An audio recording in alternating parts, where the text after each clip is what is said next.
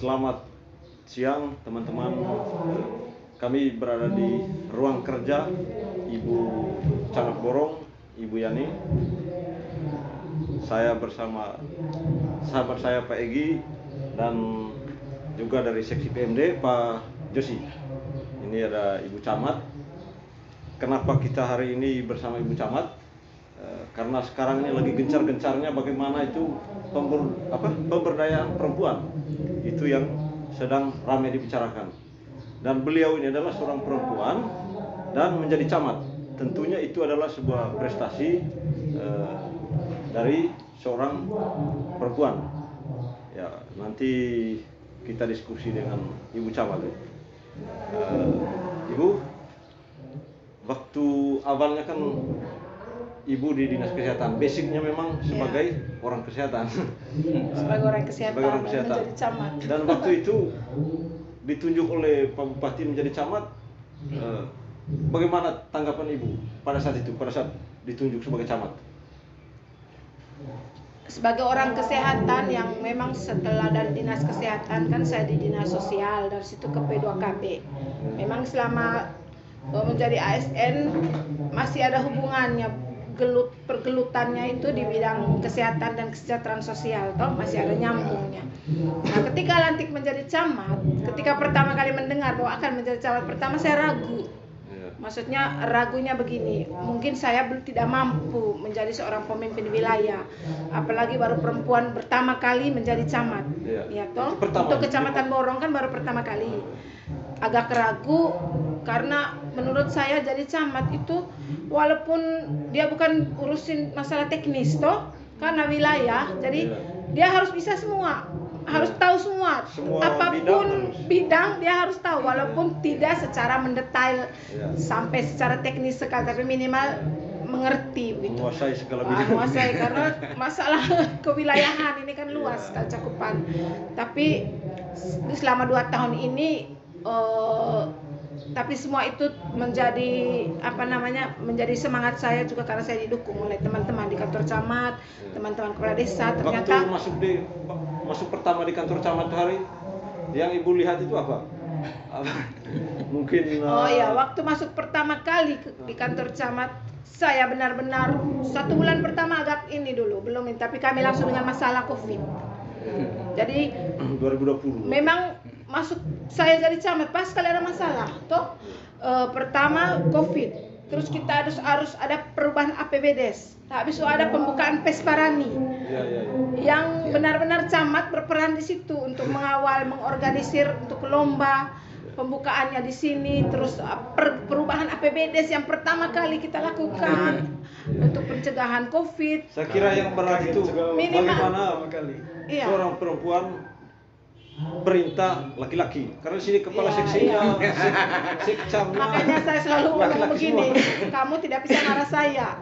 Kalau dengan kepala desa saya bilang saya cantik sendiri. Kepala desa juga tidak. Dari kalau saya lihat sih Pak Bupati memang sudah bidik memang. Ibu pasti mampu ini, kan gitu. Karena beberapa latar belakang sudah teruji tuh di kesehatan, lalu di dinas sosial tadi, ditambah lagi ada satu isu nasional strategis Pari, bahwa ibu ini seorang kesehatan pasti bicara stunting 1000 HPK itu. Ibu luar kepala karena itu lama itu bagiannya. Ada yang menarik ini dari Ibu Camat, kalau saya lihat pada saat memberikan sambutan itu termasuk baru-baru juga di pembukaan pelantikan BPD, pelatihan BPD. Jadi di sambutan Ibu tadi seolah-olah perempuan di Manggarai Timur itu disiksa oleh laki-laki. Iya, maksud saya bukan disiksa, maksudnya peran perempuan secara budaya sejak kita sudah berbeda, perempuan dan laki-laki. Contohnya anak Rona itu lebih tinggi daripada anak Wina, itu secara budaya. Habis itu one lutur Manggarai, perempuan pasti ngurus dapur, tidak pernah di depan diberi peran, ya toh? Penyangga rumah adat laki-laki bongkok perempuan. Padahal penyangga Sri Adat itu perempuan. Maksud saya di sini, kenapa tadi waktu pada saat pelatihan BPD di aula hari ini tadi saya memberi memberi motivasi kepada anggota BPD yang perempuan, karena mereka pasti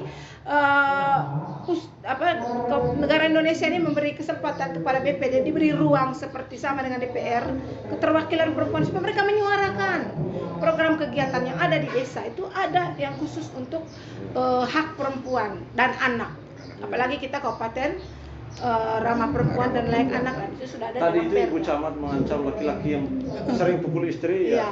Lapor saja, ancamannya 12 tahun. Ya, karena begini kan kadang perempuan ini takut dia mau menyuarakan, karena begini, ketika kena pukul, kena dianggap itu memang sudah risiko dia sebagai seorang istri. Tapi menurut saya tidak, kita tidak berbeda dalam apapun. Contoh, saya sudah memberi contoh, camat bisa perempuan. Itu mungkin kalau saya camat sebagai perempuan, karena saya perempuan, mungkin lebih ke hal-hal kecil juga saya perhatikan. Nanti bisa ditanya teman-teman PEM, contohnya saja tentang sampah. Pasti karena perempuan lihat puntung rokok satu di lantai, saya sudah terasa terganggu. Tapi tadi peserta perempuan itu, setelah Ibu Camat bicara tentang pemberdayaan perempuan tadi itu, bahwa teman-teman BPD harus mampu, tidak hanya urus di dapur, tetapi bisa memfasilitasi menggerakkan warga di desa sebagai BPD. Itu mereka bilang, wah, ini pulang ini paling tidak saya harus bisa tempatkan suami saya di mana, saya sendiri. Ini nanti Ibu kalau kepala desanya perempuan, camatnya perempuan, bupatinya perempuan, ini urus PKK, ini siapa ini? Betul kita punya ini. PKK kita bagaimana? Dulu kan sering orang plesetkan PKK itu perempuan kurang kerjaan. Itu harus kita kita harus bantah itu. Kenapa disebut perempuan kurang kerjaan PKK? Karena selama ini PKK seolah-olah hanya lambang saja begitu kan, seremoni saja harus ada PKK.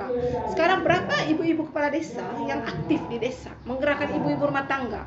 Kan tidak perlu selalu melulu tentang uang, tidak perlu selalu melulu tentang uang. Banyak contoh saja di desa, banyak lahan-lahan tidur yang tidak diberdayakan, padahal mereka bisa tanam sayur, tanaman toga, minimal untuk konsumsi rumah tangga.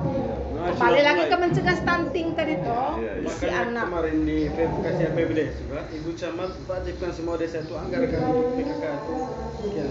Iya, supaya mereka ada operasional atau untuk menjalankan. Bagi kita punya PKK, kalau di kecamatan, tingkat kecamatan kan Ibu sudah jadi camat. PKK-nya bagaimana Ibu? Kalau PKK kecamatan, jargon kami ini PAUD Sukamaju kecamatan itu yang jalan. Berarti tidak ada istilah bahwa Dia mandiri, tidak, dia bukan mandiri, maksudnya gaji guru benar-benar dari orang tua murid, tapi jalan dan ada dapat operasional juga dari PPO. Tapi maksudnya selama ini dia jalan. Terus teman-teman PKK kecamatan juga sudah beberapa kali turun ke desa untuk melakukan bimbingan dan sosialisasi PKK atau peningkatan kapasitas aparat, peningkatan kapasitas kader PKK di desa. Ya, melihat ini Bu, kan banyak masyarakat kita ini, mungkin kalau ibu-ibu kepala desa sudah mengurus PKK tuh, tapi kebanyakan masyarakat kita, terutama di Manggarai Timur ini, yang perempuannya dia itu tetap bekerja juga, bekerja misalnya ke kebun, pulangnya ke kayu segala macam. Itu kan bukan berarti perempuan tidak berkarya tuh di desa. Artinya mungkin ada penekanan dari ibu supaya karyanya bukan hanya sebatas itu saja. Iya, maksud saya begitu. Nah, perempuan kan diberi ruang juga untuk dia sebagai penopang rumah tangga. Kami ini sebenarnya sudah tidak tulang rusuk lagi ya. Banyak ibu rumah tangga juga menjadi tulang punggung.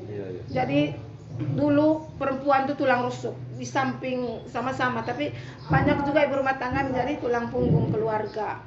Jadi bersama-sama dengan suaminya menjadi tulang punggung keluarga. Jadi berbarengan kerja. Itu juga sudah termasuk ketika dia bekerja, sudah termasuk kesetaraan gender juga, dia bisa meningkatkan ekonomi keluarga.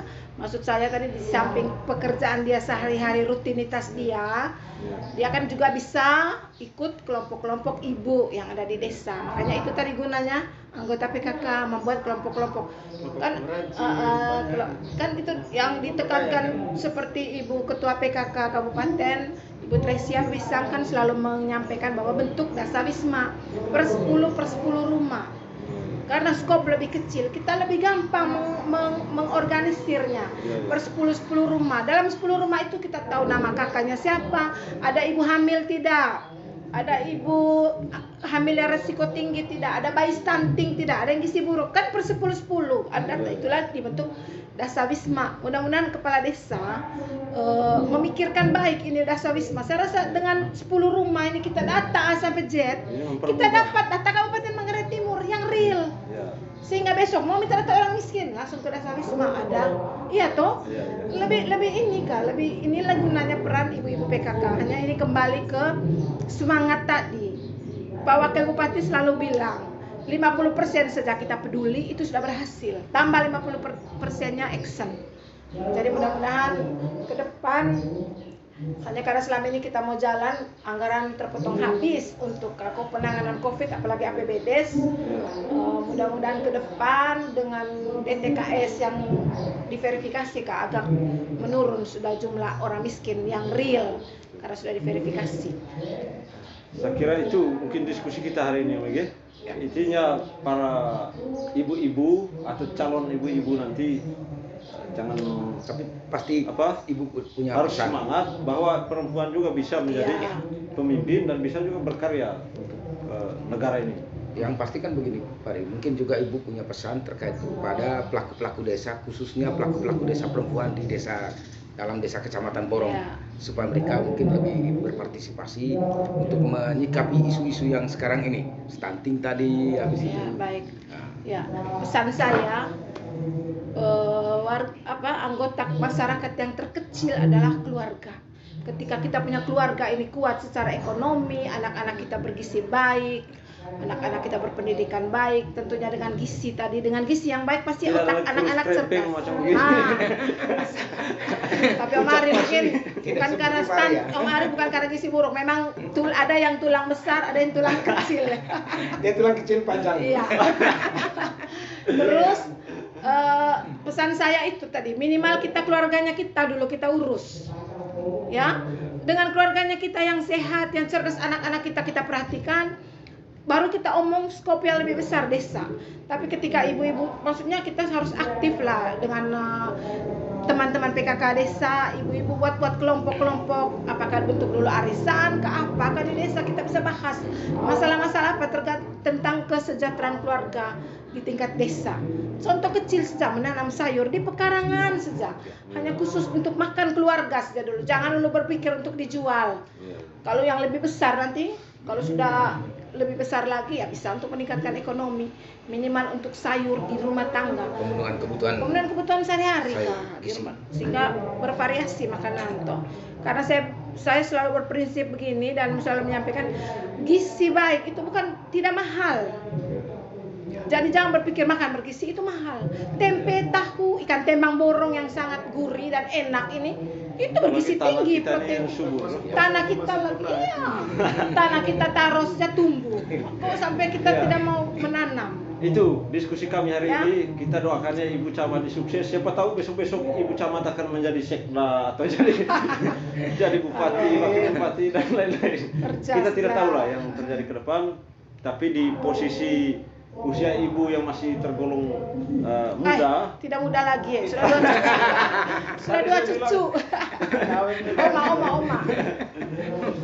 ya sudah menjadi camat sekarang. Itulah ini kebanggaan untuk para perempuan calon ibu-ibu ke depannya. Sekian mungkin diskusi kami, mudah-mudahan bermanfaat untuk kita. Terima kasih atas perhatiannya. Terima kasih dan selamat siang. Selamat siang. Terima kasih. Oke.